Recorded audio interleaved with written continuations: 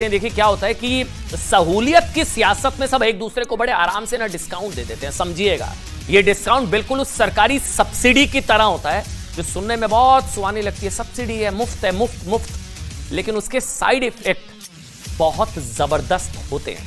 ऐसे ही side effect India गठबंधन के इंडिया वाले एक और राज्य कर्नाटक में दिखाई दिया। सुनिए, आप हैरान हो जाएंगे खबर देखकर।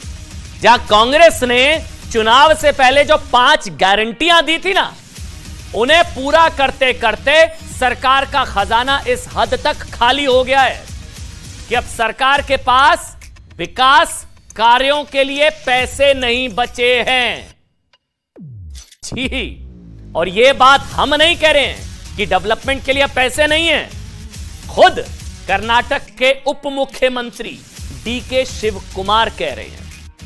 डीके शिव कुमार का कहना है कि सरकार को 5 गारंटी स्कीम को पूरा करने के लिए 40,000 करोड़ रुपए का प्रावधान करना है।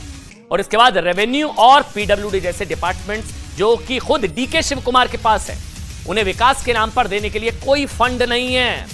कुछ भी मुफ्त नहीं होता, इसको समझिए। सब्सिडी के साइड इफेक्ट होते हैं। मुफ्त के चक्कर में वोट दे दिए जाते हैं।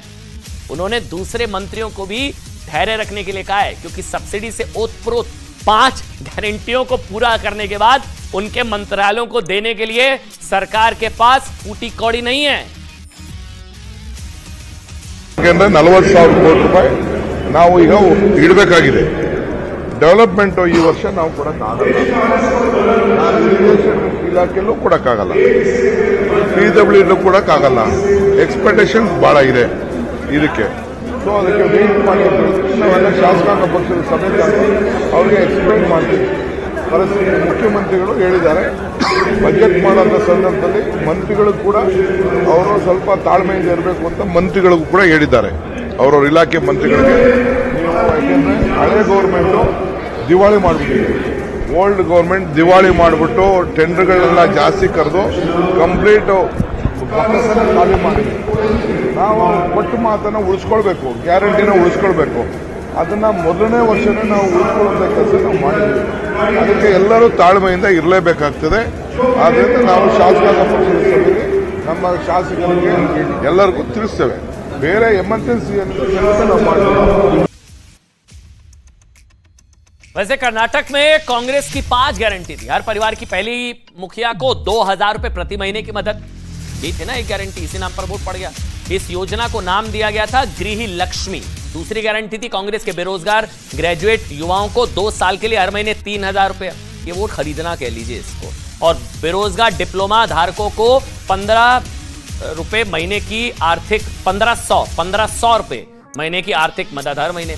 अच्छा, इस योजना का नाम था युवा निधि। तीसरी गारंटी थी BPL परिवारों के हर व्यक्ति को हर महीने 10 किलोग्राम मुफ्त चावल। कुछ मुफ्त नहीं होता भाई, देखिए विकास के लिए पैसा नहीं बचा है। इस योजना का नाम था अन्न भाग्य।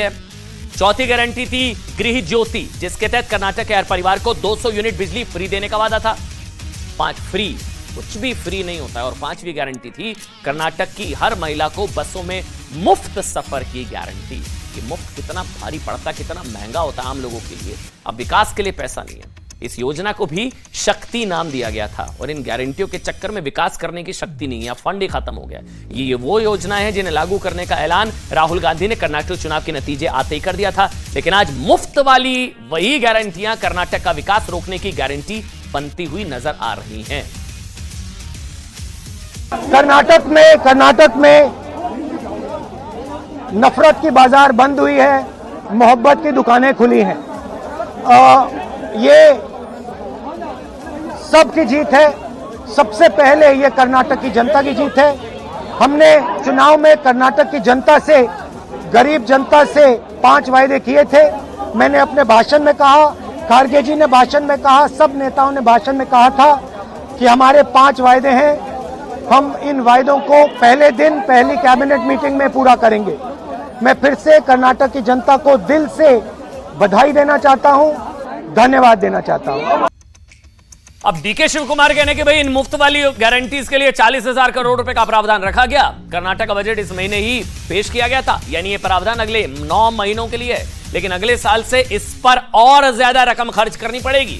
और इस बात का इशारा खुद कर्नाटक के मुख्यमंत्री सिद्धारमैया ने दिया था सिद्धारमैया के मुताबिक इन योजनाओं पर करीब 52,000 करोड़ रुपए खर्च होंगे, लेकिन असल में अगले साल में इन योजनाओं पर इससे भी ज्यादा रकम खर्च करनी पड़ सकती है।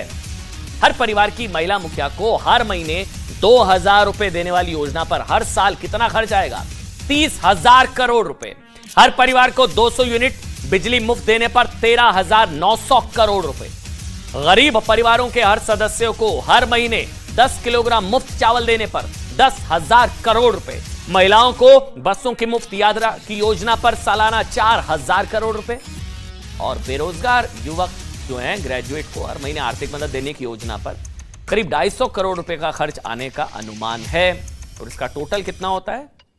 60,000 करोड़, 60,000 करोड़ के आसपास। ये पैसा करदाताओं की जेब से जाएगा और इसकी एक बड़ी कीमत कर्नाटक के लोगों को यह अब चुकानी पड़ेगी कि मुफ्त में खुश रहिए, विकास के लिए पैसा नहीं।